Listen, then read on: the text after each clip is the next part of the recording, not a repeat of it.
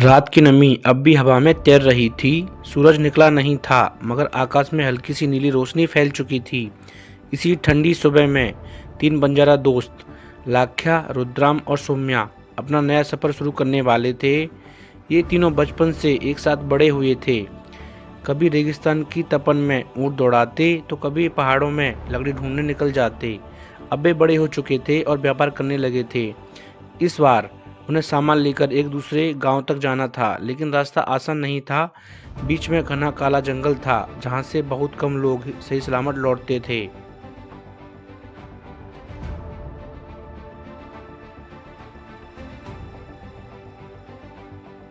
तीनों ऊँटों पर सामान बांधकर जंगल की तरफ चल पड़े। जैसे जैसे वे जंगल के पास पहुंचे, हवा का एहसास बदलने लगा। बाहर की ठंडी हवाओं की जगह एक भारी, नम और डरावनी हवा थी, जो पेड़ों के बीच अजीब आवाजें पैदा कर रही थी। सुनो, ये कैसी आवाज है?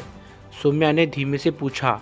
रुद्राम कान लगाकर सुनने लगा। सीटी जैसी आवाज, फिर मानो किसी जानवर की करहा, और फिर अचानक सन्नाटा। लाख्या हंस दिया। डर मत, जंगल ही तो है।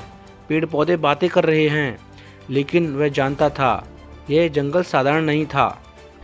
जैसे ही वे जंगल के भीतर घुसे, आसमान गायब हो गया। ऊपर सिर्फ भारी भारी टहनी और पत्ते थे, जिनसे धूप भीतर नहीं आ रही थी। आवाज़ें और अजीब हो गई। कहीं पक्षी चीखे जैसे स्वर करते, कहीं जमीन में कुछ सरपट दौड़ता, कहीं कोई खोई सी स्त्री रोती सी महसूस होती। कदम कदम पर नई मुसीबतों, मानो इंतजार कर रही हो। कुछ दूर जाने पर उन्हें टूटी हुई रथ की लकड़ियाँ दिखी। लकड़ी पर खून के छींटे थे। ये किसका हुआ होगा? रुद्राम ने गला उतारते हुए कहा। सौम्या ने डरते डरते रथ को छुआ। लकड़ी अभी भी थोड़ी गीली थी, यानी यहाँ कोई कुछ दिन पहले था। उसने कांपते हुए कहा। तीनों ने एक दूसरे को देखा। वापस लौटना अब विकल्प नहीं था, क्योंकि सामान पहुंचाने का समय तय था, वरना नुकसान होता। कुछ दूर आगे बढ़ते ही जमीन मुलायम होने लगी। रेत जैसे दिख रही थी, मगर गीली। जैसे ही लाख्या ने कदम आगे रखा, उसका पैर धंसने लगा। अरे रुको, वह चिल्लाया। दोनों दौड़े और उसे पकड़ लिया। नीचे दलदल था, जिसमें अगर पूरी तरह गिर जाते तो शायद कभी बाहर न निकलते। किसी तरह रस्सी निकालकर लाख्या को बाहर खींचा गया। लाख्या हाँफते हुए बोला, यह जंगल दिखता कुछ है और होता कुछ और है। रुद्राम ने दलदल की ओर देखने के बाद कहा, यहाँ सबसे खतरनाक दुश्मन जंगल खुद है, कोई जानवर नहीं।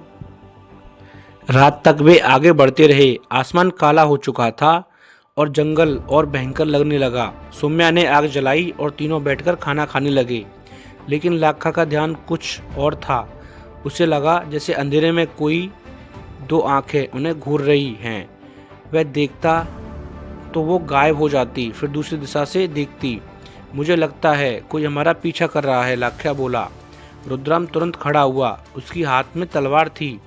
जानवर होगा, पर कौन सा? सौम्या ने फुसफुसाया। खाने के बाद जब वे लेटे, पेड़ों के पीछे से गुर्राने की आवाज़ आई। एक भारी सांस, जैसे कोई बड़ा जानवर सूंघ रहा हो। पत्तियां हिली, आवाज़ पास आई और फिर अचानक उछाल।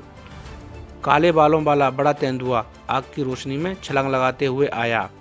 रुद्राम ने तलवार आगे की और तेंदुआ की छलांग बीच में है। तेंदुआ दहाड़कर पीछे गया, फिर अंधेरे में गायब हो गया। जंगल फिर शांत था, लेकिन अब कोई सो नहीं सकता था। सुबह होते ही जैसे तैसे तीनों फिर चल पड़े। लेकिन कुछ समय बाद सौम्या बोला, हम घंटों से चल रहे हैं, लेकिन यहाँ मैं पेड़ पहले भी देख चुका था। थोड़ी देर में लाख्या भी बोला, ये सूखा स्तंभ हमने सुबह देखा था ना। जंगल उनका मजाक उड़ा रहा था। वे गोल गोल घूम रहे थे। रुद्राम ने झाड़ियों को तलवार से काटते हुए कहा, यह जंगल लोगों को रास्ता नहीं देता, ये घुमाता है। सौम्या को अचानक अपने दादा की बात याद आई। काला जंगल उन लोगों को रास्ता दिखाता है जो उनके दिल को पहचाने। जंगल का दिल क्या? लाख्या ने पूछा। सौम्या ने इधर उधर देखा। अंत में उसने जमीन से पीले फूलों की एक लाइन देखी, जो एक दिशा में जा रही थी। जंगल में फूल, और वह भी लाइन में। उसने कहा, मुझे लगता है यही रास्ता है। तीनों फूलों के रास्ते चल पड़े। कुछ दूरी के बाद जंगल खुलने लगा, मतलब रास्ता सही था। आखिरकार वे जंगल के किनारे पहुंचे। सामने उफनती नदी थी, जिसमें काला पानी बह रहा था। उसके ऊपर एक पुरानी लकड़ी का पुल था जो चरमराते हुए हवा में हिल रहा था। अगर ये टूट गया तो हम गए, लाख्या ने कहा। पर दूसरा रास्ता नहीं था। रुद्रम आगे चला, फिर सौम्या और अंत में लाख्या। पुल से आवाज़ आने लगी। बीच में पहुंचते ही पीछे से किसी ने जोरदार चीख मारी, रुको रुको रुको। तीनों पलटे। जंगल से एक बूढ़ा आदमी फटे कपड़ों में भागता हुआ आ रहा था। उसका चेहरा डर से पीला था। पुल मत पार करो, वो। उसके बोलने से पहले ही पुल तड़क से टूटा। तीनों ने छलांग लगाई और नदी किनारे गीली मिट्टी पकड़ ली। लकड़ी नीचे गिरती चली गई। बूढ़ा आदमी हाँफते हुए पास आया। मैं 3 दिन से अपने कारवा के साथ आया था, सब मर गए, कोई बाहर नहीं निकला।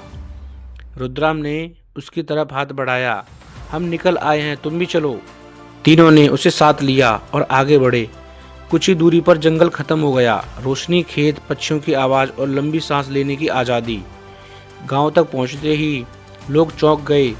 तीनों बंजारा और एक बूढ़ा आदमी जिनकी आंखों में ऐसा डर था जिसे शब्दों में बयान नहीं किया जा सकता। लोगों ने पूछा, काला जंगल कैसा है? बूढ़े ने उन्हें धन्यवाद दिया, वह अकेला बच गया था। उस दिन के बाद तीनों दोस्त का नाम हर कारवां में लिया जाने लगा। 3 बंजारों का खतरनाक यात्रा। जिसे तो फ्रेंड्स, कैसी लगी वीडियो कमेंट करके ज़रूर बताना। और फ्रेंड्स, ऐसी वीडियो देखने के लिए मेरे चैनल को सब्सक्राइब करना और वीडियो को लाइक